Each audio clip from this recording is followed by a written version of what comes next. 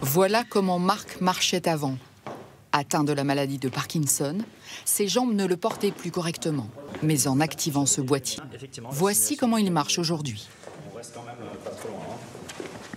Spectaculaire. Ce changement, il le doit à des chercheurs français et suisses.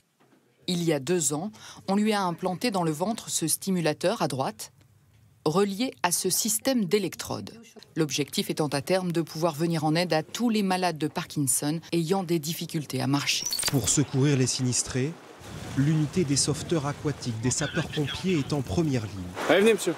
Nouvelle intervention cette fois pour secourir les 2 chiens de Joël, pris au piège dans la maison.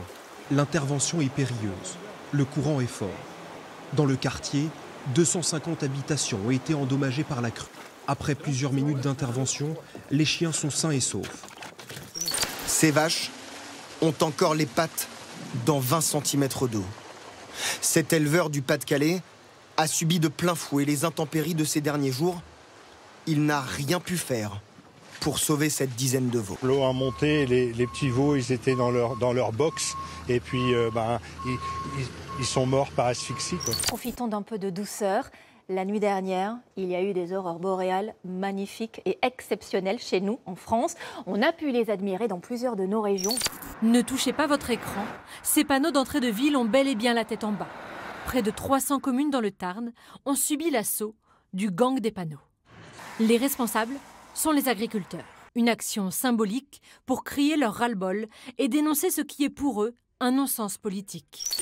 1976, la loterie nationale devient le loto tel que nous le connaissons aujourd'hui. Une chance sur 13 millions de trouver la bonne combinaison et de faire, pourquoi pas, ses adieux aux collègues. Coucou! Au revoir, président. Au revoir. 27 ans qu'il n'avait pas raisonné devant les grilles de l'Élysée. 9 heures précises ce matin. Voici la toute première relève d'une longue série. J'attendais ça depuis 1996. Je suis ravie, enchantée. Salut toi, on se voit plus en soirée. Babi, perroquet de 6 ans, est toujours très bavard. Mais seulement en journée.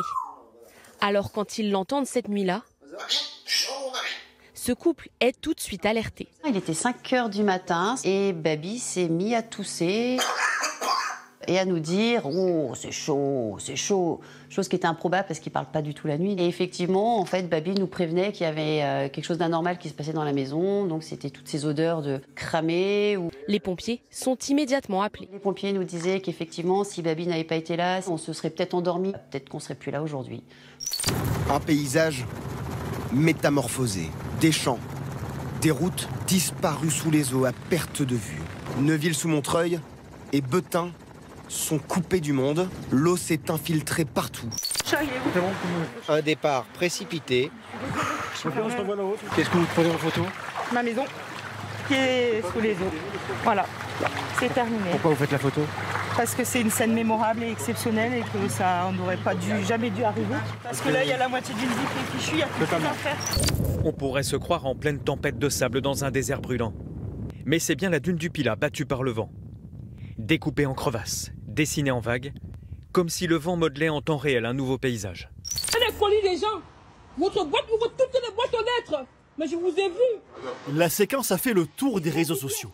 On y voit un homme, boîte aux lettres, grande ouverte, à la recherche de colis, filmé en flagrant délit par une résidente. L'homme tente de s'expliquer à la stupéfaction de Mireille Laure.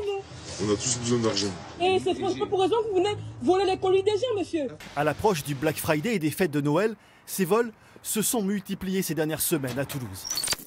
C'est une maison plutôt atypique. On arrive sur le point fort de la maison, le nœud de la maison. René Lemayen est un architecte à l'imagination débordante. Cette maison, c'est sa première réalisation. Il l'a construite à 28 ans. Je me suis fait cadeau d'un cadeau. Une autre de ses œuvres, la maison œuf. Ou encore, au cœur de la Réunion, une maison perchée sur un tronc d'arbre.